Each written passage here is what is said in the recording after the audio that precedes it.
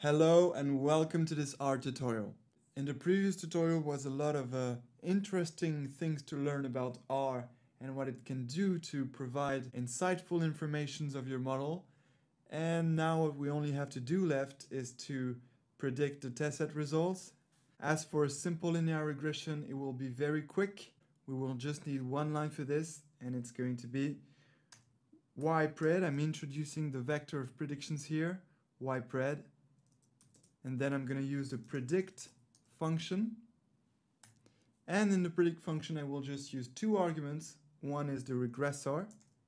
You have to specify with which regressor you want to predict your test set results. And of course, it's with our multiple linear regression regressor that we define here. And the second argument is new data, which is the set of the new observations you want to predict the result. You want to predict the profit. And so, of course, this new data is going to be the test set.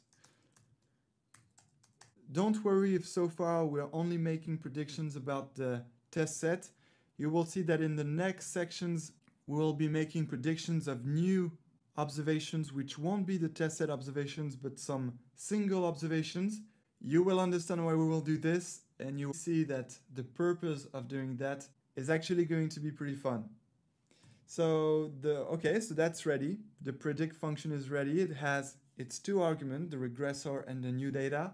So we're ready to select this and execute. All right. And now our ypred vector of predicted results of the test set is ready. So what I'm going to do now is to type ypred in the console to have a look at it. Here it is. So as you can see, this contains 10 predicted results. These are the 10 predicted profits of the 10 observations of the test set. So for example, let's compare the real profit and the predicted profit. So let's look at our test set here. Okay, so let's look at our startups. Let's look at startup number 4. Startup number 4 has a $182,000 profit. And what about the prediction? $173,000 profit. So that's the predicted profit, which is not far from the real profit, so that's pretty good.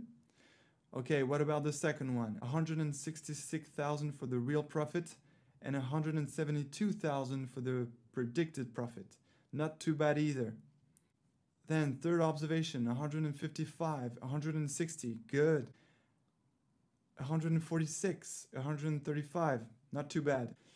Then for example, let's look at the startup number 24. Startup number 24 had a real profit of $108,000 and our predicted profit is $110,000. So here we're pretty close. That's an accurate prediction, a good one.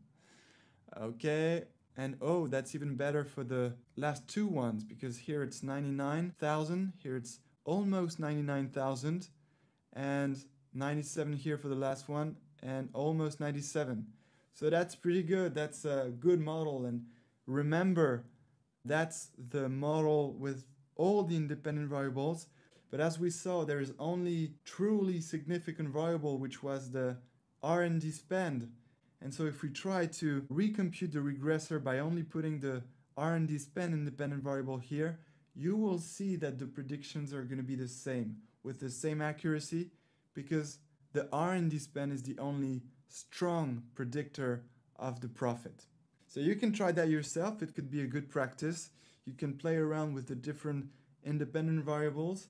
So I will let you do it yourself and continue to analyze, interpret, and play around with the multiple linear regression. That's the end of this tutorial. I was very happy to teach you how to make a multiple linear regression model. I look forward to seeing you in the next section when we'll be talking about a new kind of regressor, because this time you're going to see that it's not a linear regressor.